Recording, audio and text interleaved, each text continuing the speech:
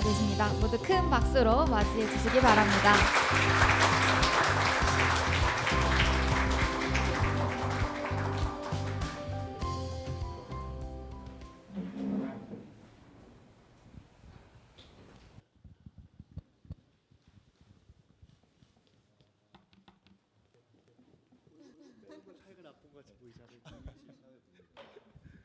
그럼 지금부터 제4차 미래대화 1, 2, 3 시작해 보도록 하겠습니다. 안녕하십니까. 저는 오늘 진행을 맡은 국무조정실 청년금융 담당자 김은지 사무관입니다. 반갑습니다. 벌써 미래대화 1, 2, 3이 4회차를 맞이하고 있는데요. 지난 청년 참여, 청년 문화, 그리고 청년 일자리에 이어 오늘은 청년 금융에 대해 이야기해보는 시간 가져보도록 하겠습니다. 먼저 귀한 시간 내어 참석해주신 청년분들 자기소개 한번 부탁드려 보겠습니다. 네, 안녕하십니까. 저는 청년 컨설턴트를 담당하고 있는 서민금융진흥원 김영진 과장이라고 합니다. 네, 안녕하세요. 원스톱 금융 컨설팅을 받은 남태우입니다. 네, 안녕하세요. 저는 증권투자 동아리에서 임원을 맡고 있는 박별하입니다. 안녕하세요. 저는 대구에서 온 직장인 신유용입니다. 안녕하세요. 대전 소재 중소기업 와이파이브 재직 중인 김남혁입니다. 네, 안녕하세요. 저는 국무조정실 청년실에서 근무하고 있는 청년 인턴 성지현이라고 합니다. 반갑습니다. 안녕하십니까. 저는 연세대학교 스포츠응용산업학과에서 레저비즈니스 전공으로 박사과정하고 있는 정대조입니다. 반갑습니다.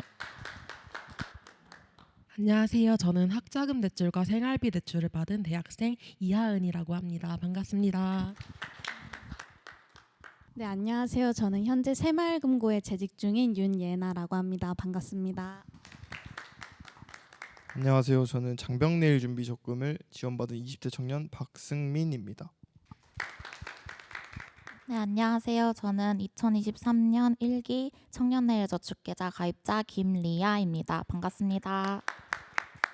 네, 안녕하세요. 저는 국무조정실 청년정책조정실장 김다론입니다. 반갑습니다. 예, 안녕하십니까. 금융위원회에서 청년정책을 담당하고 있는 김진홍 국장이라고 합니다. 반갑습니다. 네, 모두 반갑습니다. 그럼 이제 총리님께 인사 말씀 한번 청해 듣도록 하겠습니다.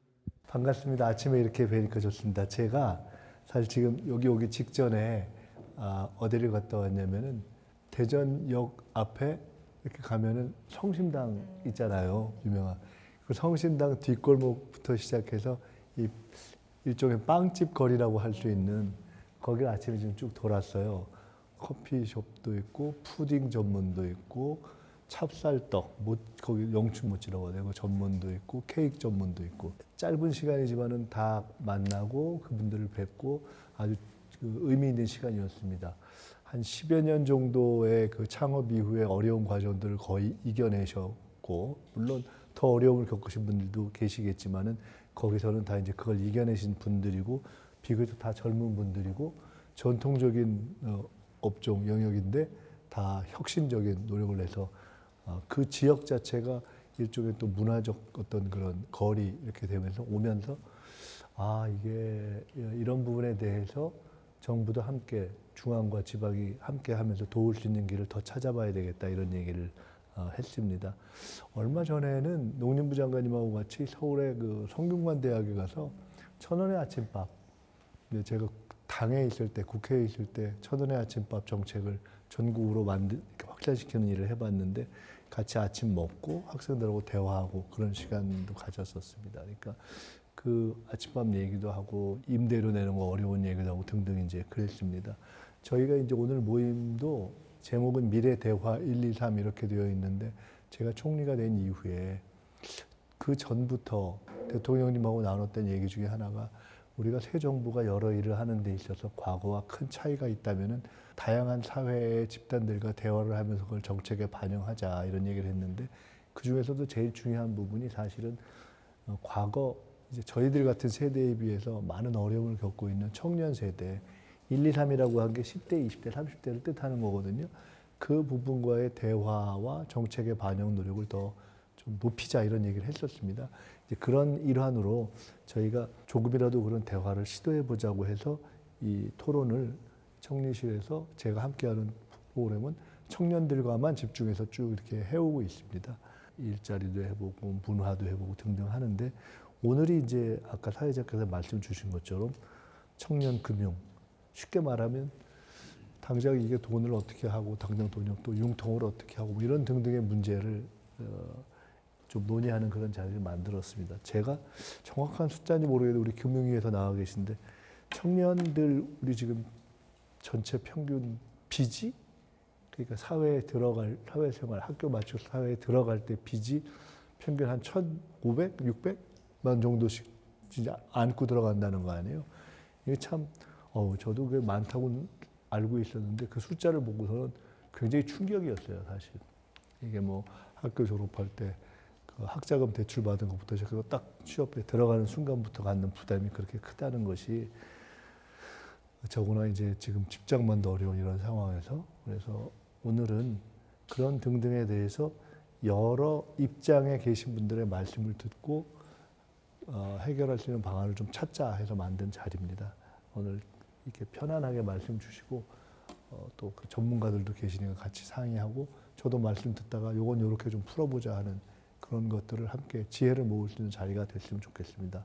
다시 한번 이렇게 시간 내주셔서 감사합니다. 고맙습니다. 그럼 본격적으로 저희 간담회 시작해 보도록 하겠습니다. 오늘 간담회는 첫 번째 제안 토의, 두 번째 제안 토의, 자유 토의 순서로 진행될 예정이며 바로 첫 번째 토의부터 시작해 보도록 하겠습니다. 첫 번째 주제 제안해 주실 정대조님부터 말씀 부탁드립니다. 그럼 모두 박수로 시작해 보도록 하겠습니다. 안녕하십니까. 제가 청년정책 공모전에 제안했던 정책은 고졸 청년 미래 도전 대출입니다. 이 정책을 생각하게 된 출발점은 제 누나의 경험입니다. 저희 누나는 고등학교 졸업 후 원하지 않는 전공과 원하지 않는 대학에 지나가는 건 의미가 없다고 판단해 대학에 가지 않았습니다. 그렇다고 꿈이 없었던 건 아닙니다. 영어에 대한 열정이 컸지만 집안 형편상 유학에 갈 수 있는 상황은 아니었습니다. 그럼에도 누나는 꿈을 포기하지 않았고 아르바이트와 가족의 도움을 받아 어렵게 3개월간 미국 단기 어학연수를 다녀왔습니다. 그 선택은 저희 가족에게는 부담이었지만 누나에게는 인생을 바꾸는 전환점이었습니다. 짧은 해외 경험은 누나에게 강한 동기와 자신감을 주었고 한국에 돌아온 뒤 꾸준한 노력으로 토익 만점을 받았습니다. 이후 회사에 입사해 통역 업무를 맡으며 회사에서 실력을 인정받았습니다. 그리고 지금은 외국어 능력을 강점으로 삼아 무역업을 하고 있습니다. 저는 이 모든 변화의 출발이 3개월간의 해외 경험이었다고 생각합니다. 그리고 만약 그때 고졸 청년도 학자금 대출처럼 자기 진로를 준비할 수 있는 공적 금융 지원을 받을 수 있었다면 가족의 부담은 훨씬 줄었을 것이고 누나는 보다 안정적으로 보다 빠르게 자신의 미래를 집중할 수 있었을 것입니다. 그래서 저는 대학에 가지 않은 청년도 자신의 길을 설계할 수 있는 사회, 그 기초가 만드는 정책이 필요하다고 보았습니다. 현재 정부의 금융 지원은 대학 진학생 중심으로 설계되어 있습니다. 고졸 청년은 현행 제도에서 사실상 배제되거나 접근성이 낮아 학자금 대출에 비해 상대적으로 고금리 대출이거나 가족들에게 의존할 수밖에 없습니다. 그러나 고졸 청년들이 공적 금융 지원을 통해 조기에 사회에 진입할 수 있다면 개인의 잠재력을 보다 이른 시기에 실현하고 역량을 갖춘 인재로 성장하여 국가의 미래 경쟁력에 기여하는 선순환 구조를 만들 수 있다고 생각했습니다. 최근 제가 뉴스를 봤는데 대통령님께서 연구자들에게 실패할 수 있는 권리와 자유를 주겠다고 말씀을 하셨는데 그 말씀을 듣고 저는 참 많이 와닿았습니다. 모든 청년들이 세상을 바꾸는 일, 위대한 일을 할 수는 없지만 평범한 사람들이 꾸는 꿈에도 실패할 수 있는 자유와 도전할 수 있는 기회를 주는 사회가 되는 게 좋겠고 기회의 크기가 대학 진학 여부와 관계없이 동일하게 주어지는 정책이 필요하다고 생각했습니다. 제가 제안한 고졸 청년 미래 도전 대출 정책이 오늘 이 자리에서 출발점을 만들 수 있기를 바라며 발언 마치겠습니다. 감사합니다.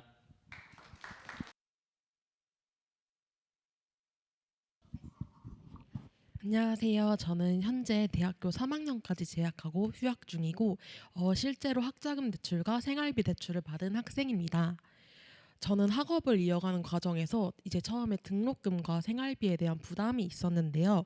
그때 한국장학재단의 1.7% 저금리 대출을 받으면서 그 부담을 현실적으로 줄일 수 있었습니다. 특히 생활비 대출을 받으면서 알바 같은 외부 활동에 시간을 많이 쓰지 않게 되면서 전공 관련 프로그램 수강이나 자격증 준비 등 취업과 직접적으로 진로와 직접적으로 연결될 수 있는 그러한 도움을 충분하게 투자받을 수 있었고요. 그리고 현재 대학생 대상의 저금리 대출이 사용 목적이 분명하고 실제로 학업 및 취업 역량으로 이어지는 효과를 일으키고 있는 만큼 저는 지금처럼 안정적으로 유지되는 것이 중요하다고 생각합니다. 그리고 이 기반 덕분에 저를 포함한 많은 대학생들이 학업에 온전히 집중할 수 있기 때문에 그래서 저는 이 저금리 대출이 단순한 금전적인 지원이 아니라 학생들의 미래를 준비 가능하게 하는 실질적인 청년 투자 정책이라고 생각합니다. 감사합니다. 네, 다음으로는 윤예나님 말씀 부탁드립니다. 네, 안녕하세요. 저는 고졸 취업자입니다. 현재 대학생들은 1.7%라는 저금리의 학자금 대출을 통해 등록금과 생활비를 지원받을 수 있습니다. 그러나 대학 교육을 선택하지 않고 곧바로 사회 진출을 준비하는 고졸 청년의 경우 이 제도를 이용할 수 없습니다. 같은 청년임에도 대학교의 여부에 따라서 동일한 혜택을 제공받지 못하는 상황입니다. 결국 고졸 청년들은 금리가 더 높은 햇살론 뉴스를 이용할 수밖에 없습니다. 특히 고졸 미취업 청년의 경우 취업 준비를 위해 자격증 취득, 직무 교육 비용 등 상당한 지출이 발생합니다.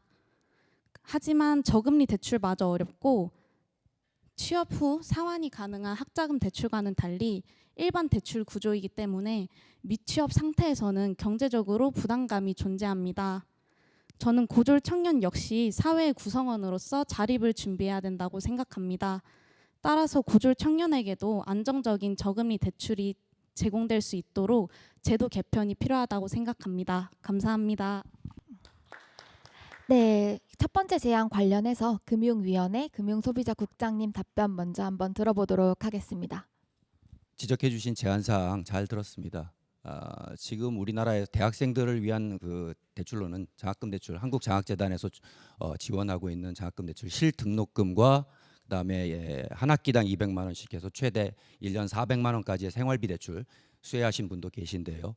서민금융진흥원에서도 나와 계시지만 서금원에서 하고 있는 햇살론 뉴스라는 상품은 1년 1,200만 원이 한도이고요. 그다음에 800만 원 같은 경우에는 이제 본인들이 이제 창업을 하시거나 취재업을 하시거나 아니면 집에 특별한 사정이 있으실 때는 800만 원 특별 대출이 나오고 일반 대출로는 한 400만 원 정도가 나와서 1년 1,200만 원이 되는데 여기 부분 햇살론 뉴스 같은 경우는 대졸 미취업자와 고졸 미취업자가 혼재해서 경쟁을 하고 계시는 상태이거든요. 그러니까 실질적으로 고졸로 이제 취업을 하시거나 또 여러 가지 창업을 하시거나 한 분들한테 장학금 대출과 같은 1.7%의 낮은 금리가 아닌 4%의 햇살론 뉴스만 공급되고 있는 게 문제점이 일응이 있다고 판단되고 그 부분에 대한 제도 개선을 검토하도록 하겠습니다. 다만 걱정되는 부분은 청년층의 이 대출을 받은 후에 상환하시는 게 장학금 대출 같은 경우는 국세청의 원천 체납 서비스를 통해서 회수가 바로 되고 확실히 됩니다. 근데 이제 청년층 중에서 만약에 취업에 실패하시고 장기화되면 연체가 되게 되면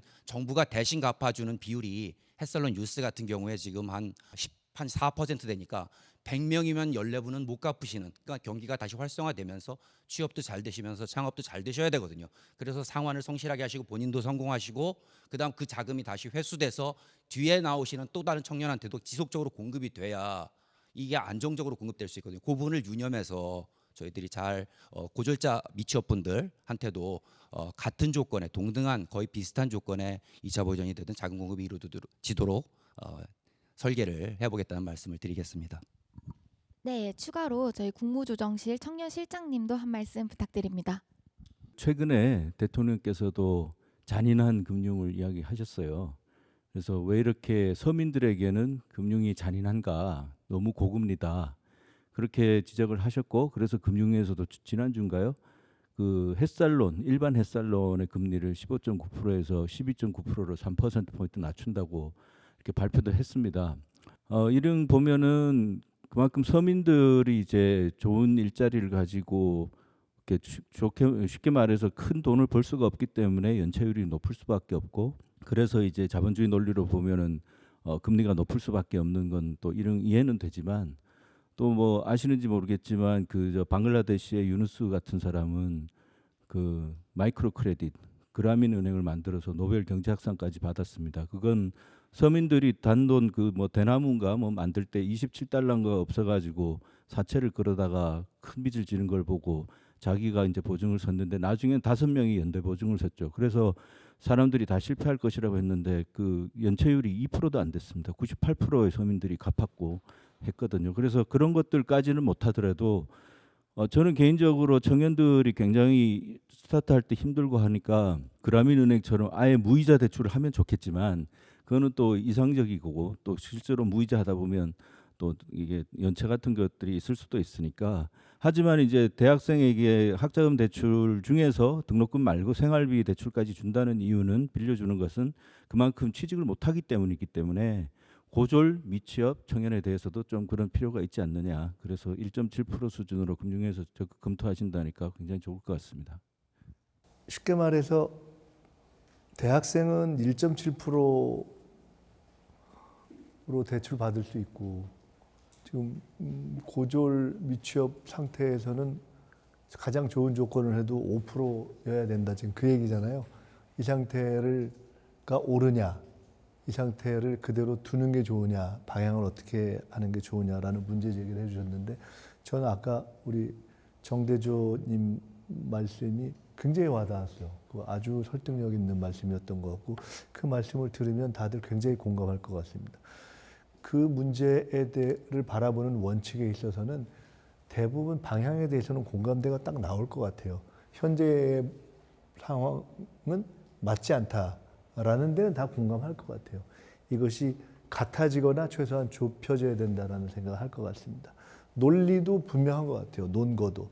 첫째는 국가적으로 봐서 우리가 꼭 대학 취업이 많아지고 있는 것은 일반적인 현상이긴 하지만, 그렇다고 해서 대학에 반드시 가야 되느냐, 꼭 그렇지 않을 경우에는 고졸 상태에서 취업을 하는 것이 더 바람직하고 있을 수 있다면 그 길을 열어야 된다는 것이 국가적인 일정한 공감대가 있잖아요.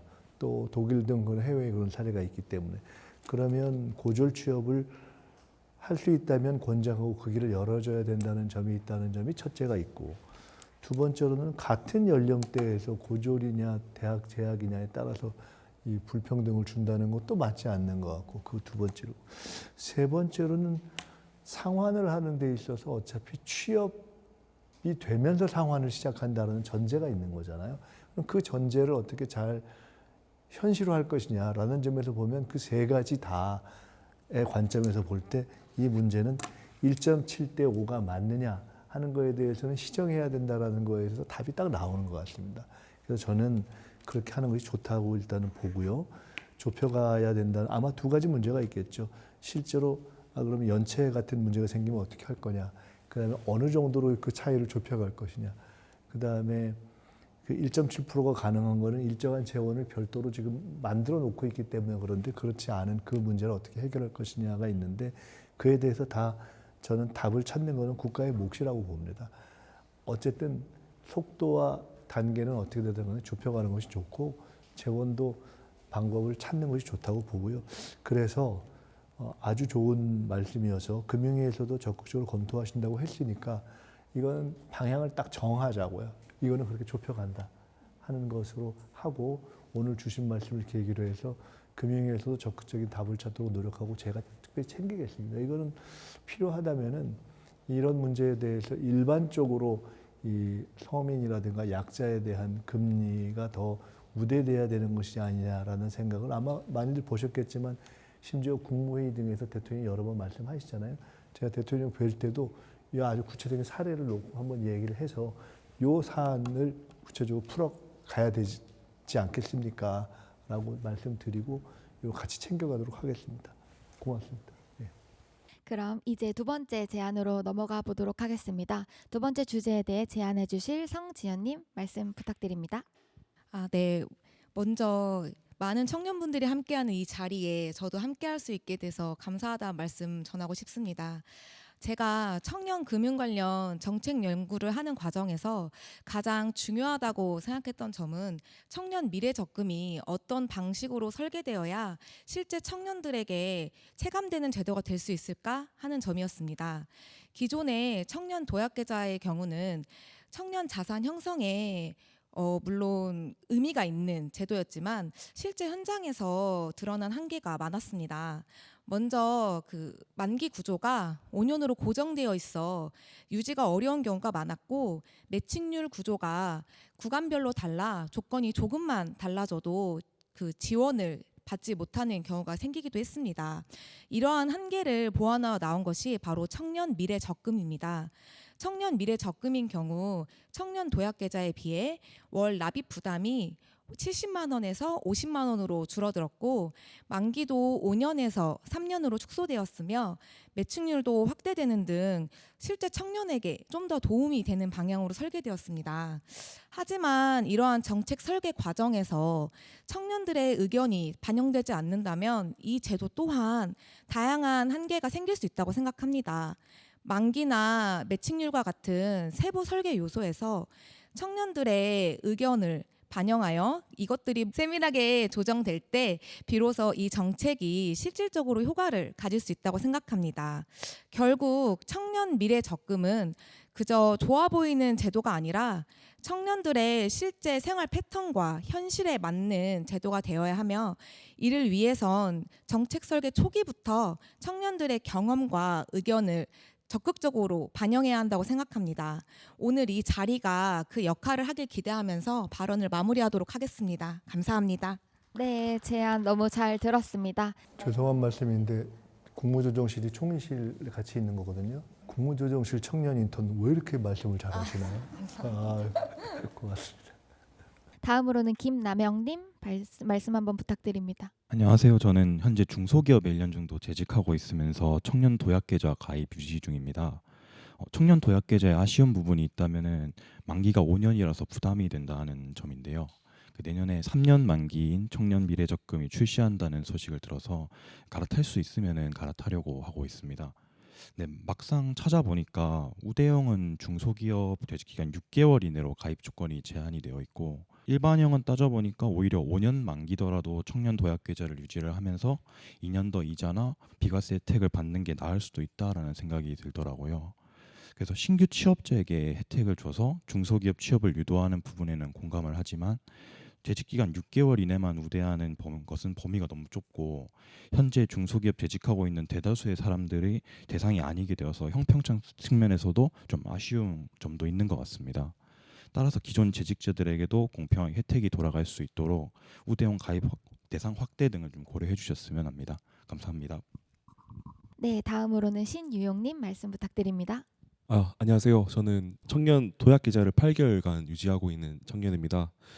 현 정부에서 추진하고 있는 청년 미래적금과 관련해서 이 혜택과 조건을 보니까 더 짧은 만기 그리고 높은 매칭률로 저한테 좀 더 맞다라는 생각이 들어서 저는 도약계좌에서 이제 갈아타고 싶다는 생각이 들었는데요. 여기서 좀 두 가지 여쭤보고 싶은 게, 갈아타기 위해서 청년 도약계좌를 중도 해지를 해야 될 텐데 중도 해지를 하면서 발생할 수 있는 불이익이 있을지, 예를 들면 뭐 정부 지원금을 못 받게 된다든지 아니 25년도 비과세 혜택을 못 받게 되는 건 아닌지, 그런 불이익들이 있는지가 궁금하고요. 두 번째는 미래적금 가입 요건을 보니까 연소득 6천만 원 이하가 가능할 것 같더라고요. 근데 도약계좌 같은 경우에 6천만 원부터 7천만 원까지 연소득인 경우에도 비과세 혜택이 있어서 혹시 갈아타게 되는 경우에도 그 비과세 혜택을 그대로 가져올 수 있을지가 궁금합니다. 감사합니다. 네, 제안 관련해서 금융위원회 국장님께서 먼저 답변 한번 부탁드리겠습니다. 예, 질의 주신 내용에 대해서 순차적으로 짧게 답변드리겠습니다. 첫 번째로 저희가 지금 이제 청년 미래적금을 국회와 함께 예산 과정이 진행 중이고 본회의 때 이제 예산안이 최종 나오게 될 텐데요. 지금 7,446억을 현재 논의하고 있는 상태고, 네, 저 인턴분께서 말씀 주신 대로 앞으로도 예산이 통과되고 사업 운영 과정에서 내년 6월경에 이제 본격적으로 출시가 될 텐데, 실질적으로 원하시는 내용이 최대한 반영되도록 수시로 의견을 수렴하고 회의도 열고 그다음 목소리도 듣고 운영 과정에 피드백도 받고 이렇게 해서 실제 필요로 하는 도움이 되는 미래적금으로 자산 형성 수단으로 작용되도록 지속적으로 국회 통과 이후에도 개선을 해나가겠다라는 약속을 드리고요.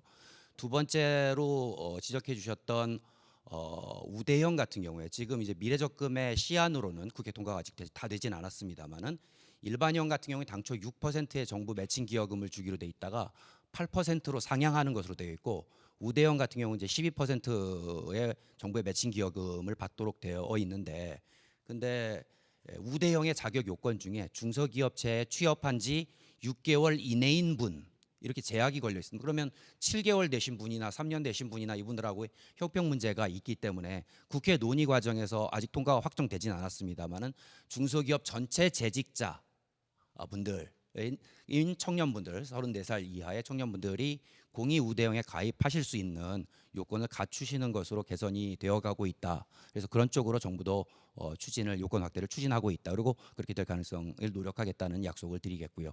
세 번째 분께서 질의해 주신 현재 운영하고 있는 청년 도약계좌의 중도 해지의 특별 중도 해지 사유가 있습니다. 본인이 결혼하시거나 가족 중에 상인하셨거나 뭐 창업을 하게 하거나 이럴 경우에는 불이익 없이 해지를 하셔서 그동안까지 본인이 불입하셨던 금액과 정부의 매칭 기여금과 그다음에 이자 비과세 부분과 모든 혜택을 받으실 수 있는데 갈아타시게 될 때에는 미래적금으로 갈아타시게 될 때에는 전액 그 모든 것들을 다 보장하는 불이익이 일체 없도록 매칭 기여금 그다음에 이자 비과세 등을 다 확보하실 수 있게 합리적인 특별해지 사유에 집어넣어서 법 개정을 지금 추진하고 있는 상태이고요. 그다음에 지금 이제 둘이 한도가 좀 틀립니다. 청년 미래적금은 6천만 원 한도까지 개인소득 6천만 원 한도까지 가입하실 수 있고 정부의 매칭 기여금을 본인이 다달이 내시는 돈과 함께 매칭 기여금을 아까 말씀드린 비율로 받으시는데 청년 도약계좌 같은 경우에는 당초 한도가 7,500만 원이었습니다. 그 대신에 이제 거기서도 7,500만 원까지 가입은 하셨지만 6천만 원까지만 매칭 기여금을 받으셨어요. 그러니까 6천만 원에서 7,500만 원까지는 이자 비과세는 되셨지만 정부의 매칭 기여금이 짝으로 들어오는 거는 없었습니다. 그 상대적으로 소득이 높으셨기 때문에. 근데 이제 그 둘이 틀리다 보니까 이번에는 미래적금을 6천만 원까지로 하다 보니까 그분들이 갈아타실 때의 이자 비과세나 이런 혜택이 혹시 사라지지 않느냐 그러고 나는 갈아타기를 못하는 거 아니냐 그 부분에 대해서도 일단 희망하시는 분들이 갈아타시는 선택의 자유를 누리실 수 있게 그 부분에 대한 혜택 축소 없는 이자 비과세가 그대로 적용될 수 있도록 하는 개선안을 추진 중입니다. 저희가 생각하기에 청년층이 자산 증식을 할 수 있는 여러 수단들 라인업은 적금도 있을 수 있겠고 정부가 내는 적금도 있고 민간의 적금도 은행들이 내고 있는 적금도 있습니다. 그다음에 국장을 통해서 자본시장 갈 수도 있고 미장을 가실 수도 있겠죠. 그밖에 가상자산이란 비트코인이라든지 여러 가지가 있을 수 있는데 하여튼 다양한 라인업을 가지고 개인이 확실한 정보와 함께 자기 책임하에 투자를 하시고 적금을 드시고 원하는 자산수당을 선택하실 수 있도록 라인업을 되게 폭넓게 제공해 드리는데 노력을 할 생각이라는 말씀 드립니다. 네, 자세한 답변 너무 감사드립니다. 그럼 두 번째 제안에 대해 총리님께 정리 말씀 한번 요청드리겠습니다. 아니, 정리 말씀보다도 저 아까 지금 회사 들어가신 지 얼마나 됐어요? 네네. 1년.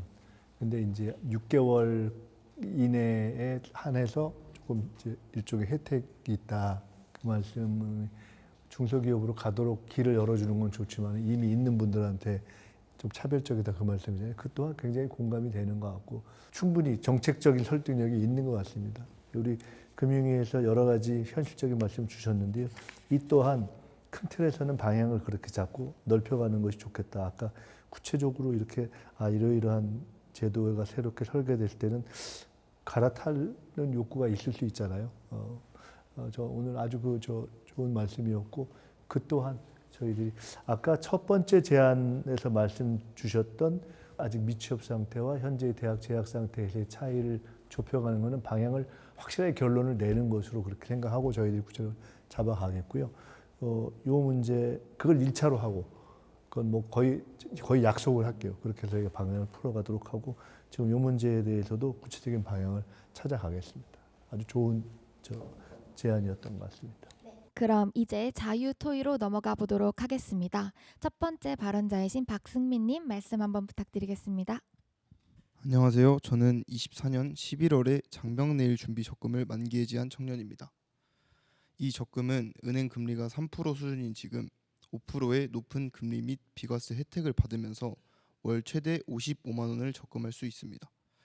그리고 만기해지 시 원금의 100%를 추가로 돌려주는 매칭 지원금 제도가 있어 의무복무를 하던 저에게 큰 먹던 마련 기회가 되었습니다. 이러한 과정을 통해 내가 복무하는 동안 정부의 지원을 받고 있구나라고 체감할 수 있었습니다. 이렇게 좋은 제도를 지원받으면서 조금은 개선되었으면 좋겠다라고 느낀 부분도 있습니다. 위처럼 큰 목돈을 마련할 수 있는 좋은 기회와 달리 돈을 관리하는 군 장병들의 금융 지식은 여전히 낮다고 생각합니다. 만기해지 시 약 2천만 원을 수령하게 되는 군 장병들이 예금이라는 용어조차 제대로 모르는 것이 현실로 군 장병들의 금융 지식 향상을 위해 정부에서 더욱 적극적인 여건 조성을 해주는 것이 필요하다고 생각합니다. 이를 위해 제가 생각한 방안은 두 가지입니다. 첫째로 군의 외부 강사 등을 초빙하여 금융 교육을 받을 수 있는 기회가 더욱 늘어났으면 좋겠습니다. 둘째로 이미 군에서 시행되고 있는 구직청원 휴가의 금융 교육을 연계하는 방안입니다. 구직청원 휴가가 군 장병들의 진로 및 미래 설계 등을 위해 이들의 휴가를 보장해주고 있지만 현재 많은 장병들이 시행 의도와 다르게 사용하고 있기 때문에 이 휴가와 금융교육을 연계한다면 장병들이 구직청원 휴가를 더 효율적으로 사용할 수 있고 금융 이해력 수준도 향상될 것이라고 생각합니다. 끝으로 군인들의 복지를 위해 힘써주시는 모든 분들께 항상 감사하다는 말씀 드리면서 발언을 마치겠습니다. 네, 다음으로는 김리아님 말씀 한번 부탁드립니다. 네, 안녕하세요. 저는 2023년 청년내일 저축계좌 1기 가입자인 김리아입니다. 저는 거의 3년 동안 꾸준히 저축하며 제도가 청년의 자산 형성에 어떻게 도움이 되었는지 경험을 공유하고자 합니다. 먼저 청년내일 저축계좌의 장점으로는 강제 저축 효과인데요. 매달 자동이체로 저축을 해야 한다는 구조가 있어서 흔들리지 않고 돈을 모을 수 있었습니다. 특히 월급이 적거나 지출 변동이 큰 청년들에게 저축 습관을 만들어준다는 점이 매우 긍정적인 것 같습니다. 그리고 둘째로는 정부 지원으로 자산 형성 속도가 증가한다는 점인데요. 내가 넣는 금액 대비 정부 매칭 지원 덕분에 3년 뒤 받을 금액이 확실히 커져서 이 부분이 가장 큰 장점인 것 같습니다. 단기간에 목돈 마련이 어려운 청년들에게 현실적인 동기부여가 된 것 같습니다. 마지막으로는 장기적 목표를 세우게 만드는 제도라는 점인데요. 3년이라는 기간 덕분에 단순한 적금이 아니라 주거 독립이나 학자금 상환 등과 같은 미래 계획을 구체적으로 생각하게 되는 계기가 되었습니다. 하지만 청년내일 저축계좌를 사용하면서 불편했던 점도 있었는데요. 현재 제공 중인 금융교육의 형태가 조금 더 다양화됐으면 하는 바람이 있습니다. 근로시간이 다양한 청년들의 고용 형태를 고려하여 온라인이나 오프라인 강좌 등 그 형태를 다양하게 제공해 주셨으면 좋겠습니다. 마지막으로 청년내일 저축계좌는 실제로 청년들의 자산 형성에 큰 힘이 되는 제도라고 생각합니다. 가입자 편의성 차원에서 세부적인 시스템 개선만 조금 더 해주신다면 더 많은 청년이 안정적으로 혜택을 받을 수 있을 것 같습니다. 오늘 논의가 청년의 미래를 조금 더 단단하게 만드는 방향으로 이어나가길 바랍니다. 감사합니다. 네, 다음으로는 박별아님 말씀 부탁드리겠습니다.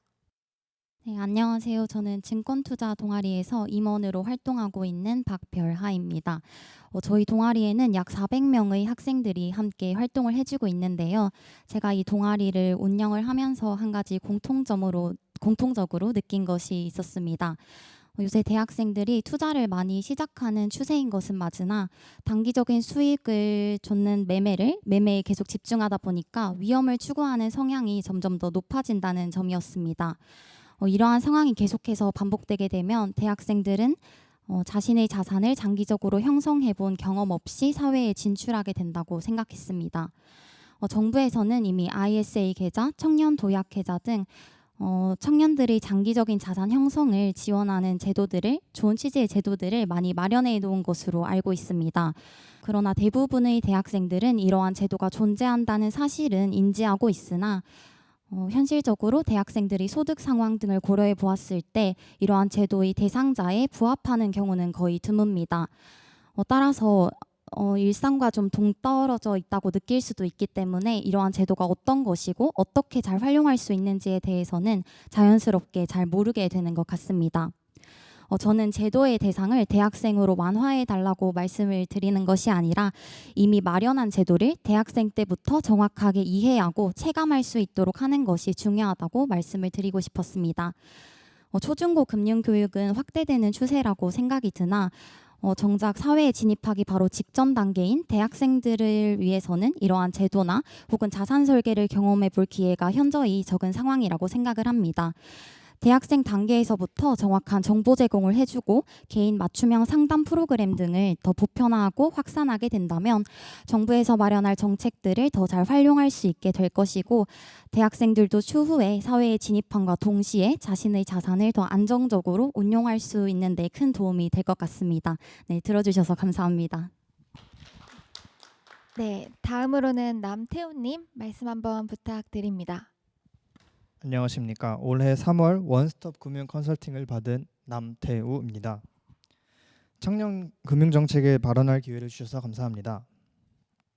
원스톱 금융 컨설팅은 서민금융진흥원에서 청년 도약 계좌를 가입한 사람을 대상으로 재무 상담을 하는 맞춤형 상담 서비스입니다.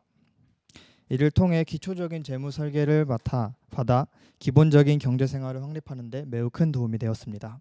그럼에도 아쉬운 점은 상담받을 수 있는 창구가 주로 수도권에만 집중되어 있다는 점입니다. 이곳 대전에도 단 한 곳의 창구도 없어 서울에서 상담을 받았습니다. 수도권뿐만 아니라 지방에도 창구가 많이 개설되어 다양한 청년들이 재무 상담을 통해 경제 지식을 확립하면 좋겠습니다. 그리고 재무 설계 기초를 넘어선 심화 과정이 없다는 점입니다. 일반적인 재무 상담을 넘어 서울시 영테크 같이 부동산, 보험 등 다양한 주제로 강의도 더 많이 생겼으면 좋겠습니다. 청년들이 재무 상담을 통한 미래 설계로 만들어갈 희망찬 미래를 기대하며 발언을 마무리하겠습니다. 다시 한번 이 자리에 초대해 주셔서 감사합니다. 네, 마지막으로 김영진님 말씀 한번 부탁드리겠습니다. 네, 오늘 여러 청년분들의 발언을 들으면서 정책이라는 것이 아무리 좋은 의도와 훌륭한 설계를 한다 하더라도 청년분들이 실제로 활용할 때는 보이지 않는 장벽이 있구나를 한번 느꼈습니다. 그래서 이 마음은 잊지 않을 거고요. 마지막으로 이제 말씀해 주신 대로 서민금융진흥원은 이제 그 청년분들의 금융 역량 강화를 위해서 노력을 많이 하고 있었습니다. 그래가지고 노력을 했지만 불구하고 저희가 이제 청년 도약 계좌 현재까지는 가입자 위주로 이제 은행과 협약을 통해서 협조 사항으로 이제 진행을 했었는데 서민금융진흥원뿐만 아니라 은행에서도 컨설팅은 가능했던 부분이 있었습니다. 다만 말씀해주신 대로 이제 서울 수도권에 집중이 돼 있었고 그 외 지역에 이제 청년분들이 접근에 좀 어려움이 있었다는 한계점을 저희도 이제 발견했었습니다. 이에 이제 정부에서는 그래가지고 지금 이제 국정 과제로 모두의 재무 상담을 이제 발표를 했고 그리고 이제 생애 주기별 금융 맞춤형 상담을 재무 상담을 지금 준비하는 것으로 알고 있습니다. 오늘 여러 청년분들이 다양한 의견을 주셨는데 저 또한 이제 그 상담을 현장에서 하면서 여러 청년들을 또 만났습니다. 진짜 너무 다양했습니다. 그래서 오늘 총리님이 또 계신다고 하셔가지고 몇 가지를 말씀드리면은 어떤 청년분은 나는 돈을 못 버는 게 아닌데 돈 관리가 어렵다라는 청년도 있었고요. 또 어떤 청년분은 나는 소득이 불안정해서 재테크는 사치고 오늘 한 달 하루 사는 것도 벅차다라는 청년도 계셨고 또 어떤 청년분들은 요즘 하도 이제 그 비대면이 강화가 되다 보니까 정책 상품이라고 해가지고 나는 그게 쉽게 대출했는데 필요할 때마다 대출을 받았지만은 그 다음을 생각을 못했다. 그래서 그게 더 어렵다라는 또 청년분도 계셨습니다. 이에 저는 상담은 단순히 문제 해결 과정이 아니라 그리고 이제 그 단순히 뭐 절차가 아니라고 생각합니다. 저는 그래서 저희는 상담은 이제 섬세하고 그리고 맞춤형으로 상담이 진행돼서 결코 혼자가 아니고 정부도 준비가 돼 있고 그리고 제도도 있다는 점을 같이 공감하면서 진행하도록 하겠습니다. 감사합니다. 제안들 너무 잘 들었습니다. 우선 장병내일 준비 적금과 관련해서 국방부에 대해 답변 한번 요청드려보겠습니다. 예, 국방부 복지정책과장입니다. 그 박승민 청년분께서 말씀하신 장병 내일 준비 적금 목돈을 마련하는데 이에 대한 경제 교육이 좀 부족하다고 말씀하셨는데 이에 따라서 저희 국방부도 기획재정과 업무 협약을 통해서 경제교육단체 협의회, 군인공제 등과 협의를 해서 찾아가는 경제교육을 시행 중에 있습니다. 그다음에 또한 장병들이 개별적으로 온라인으로 학습할 수 있도록 경제배움 2+ 플랫폼을 현재 운영 중에 있습니다. 두 번째로 말씀하신 구직 청원휴가의 금융교육을 연계하는 방안을 말씀하셨는데 이 청원휴가 중에는 본인이 신청해서 개별적으로 또 경제교육을 또 받을 수 있는 그런 기회가 있습니다. 그래서 또한 저희가 이제 2010년부터 매년 이제 발간하고 있는 병복지 길라잡이, 그다음에 병사들 전용 앱인 나라사랑 포털에도 다양한 그 지원 사항들이 게시되어 있습니다. 국방부는 앞으로도 더욱더 이제 이런 다양한 지원 제도들이 병사들이 직접 체감하고 인지할 수 있도록 좀 더 홍보에 노력하도록 하겠습니다. 예, 이상입니다.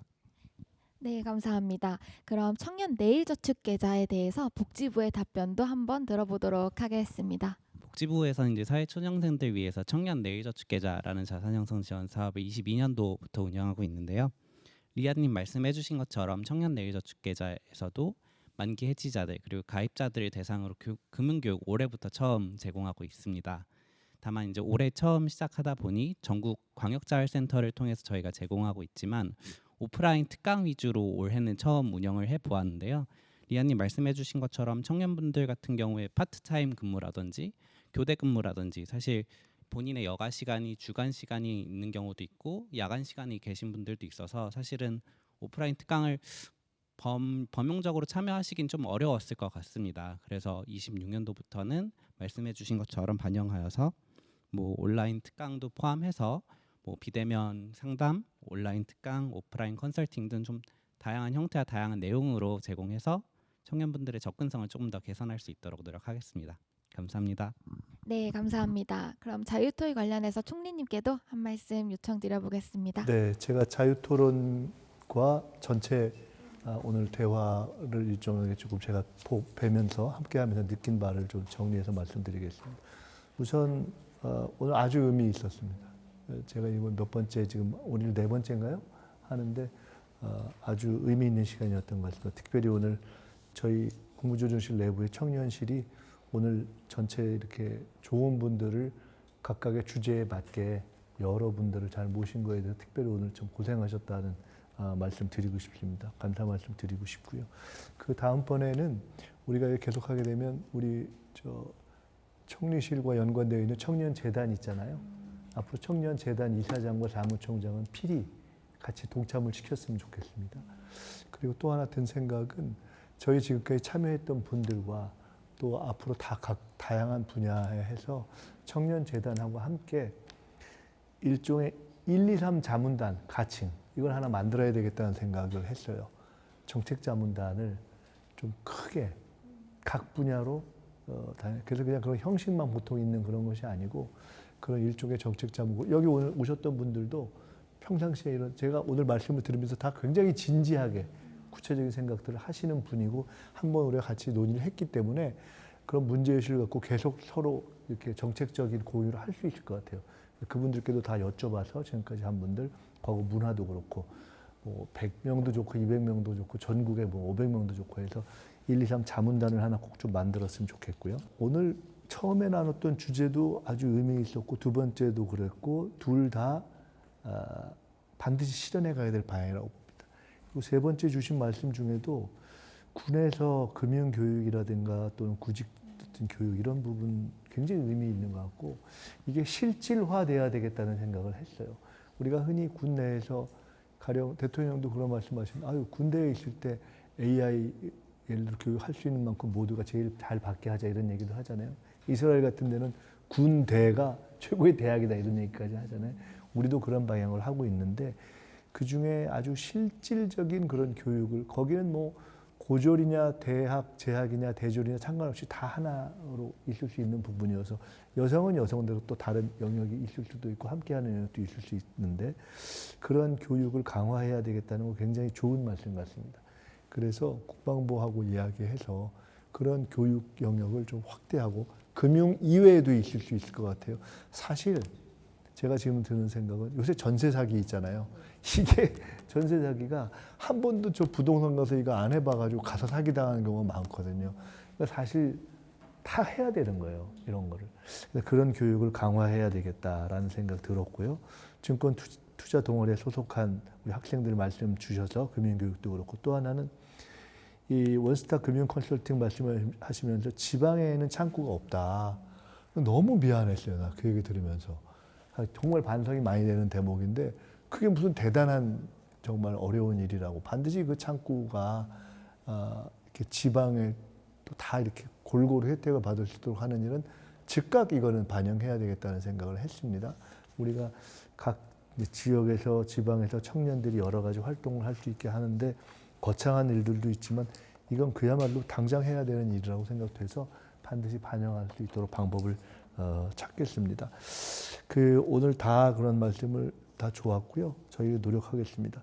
지난주인가 지지난주인가 제가 국무회의에서 대통령이 계실 때인가 안 계실 때인가 장관 제가 이렇게 이것이 일종의 현장에 가서 말씀을 듣는 건데 장관들이 현장에 가서 청년들을 많이 만났으면 좋겠다라고 말씀을 했고 그거를 꼭 좀 계획을 잡아주십사 했는데 오늘 돌아가서 우리 각 내각의 장관들이 지금 청년들이나 대학생들하고 현장 미팅 잡았는지 확인해야 되겠어요. 전 최소한 2달에 한 번은 해야 된다고 봅니다. 그러니까 각 소관 부서가 있는데 국방부도 그렇고 국방부가 아니라 복지부 제가 지금 들어보니까 금융위원장이 청년들 만나야 돼요. 정책을 현장에 이렇게 테이블에서 하는 게 아니라 대학생들, 고졸, 군인 이 청년들을 만나서 실제로 내놓은 금융 정책이나 이런 것들을 직접 듣고 교정해야 됩니다.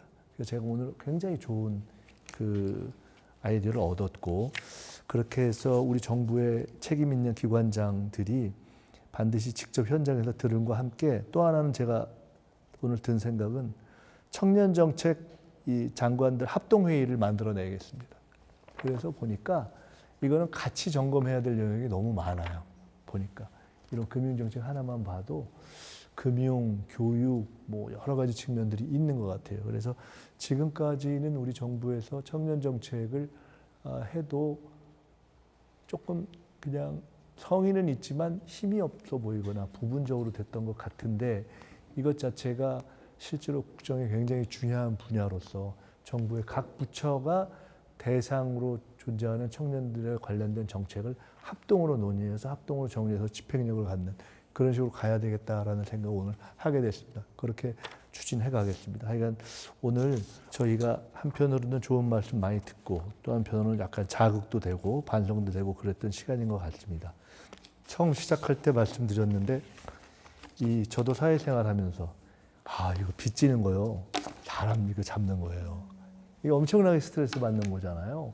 그래서 그것에 의한 스트레스를 모르지 않고 저만 그렇겠어요? 우리 사회의 많은 성인들이 그 스트레스를 다 알고 있는데 사실 이 젊은 청년들이 사회생활 시작하면서 그 뭐 1,000만 원, 1,600만 원 그중에는 뭐 더한 경우도 있고 그럴 거 아니겠어요? 말이 그렇지 있는 사람에게는 아무것도 아니지만 얼마나 큰 짐이에요. 그래서 그런 부분에 대한 짐들을 다 이렇게 함께 지고 가는 것인데 마음이 아프고 또 그런 것을 잘 그 짐을 나눠줄 수 있도록 하는 것이 우리의 일이다라는 것을 다시 한번 책임감을 새기는 계기로 저도 하겠습니다. 오늘 다시 한번 이렇게 다 참여해 주신 모든 분께 감사드리고요.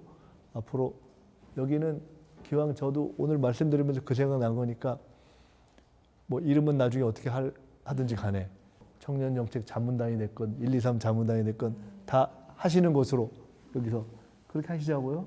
네, 잘 부탁합니다. 그렇게 해서 좋은 나라 함께 만들어가죠. 고맙습니다. 네.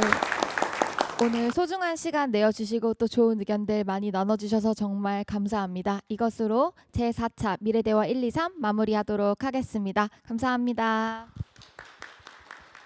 네, 저희 다 같이 기념 촬영 한번. 네. 이쪽으로 오세요. 뒤로 오서 다 안 들어오면 약간 키 큰 분은 저긴 키가 크니까 뒤쪽으로 와도 될 것 같고 이쪽으로 더 오시고. 사랑합니다.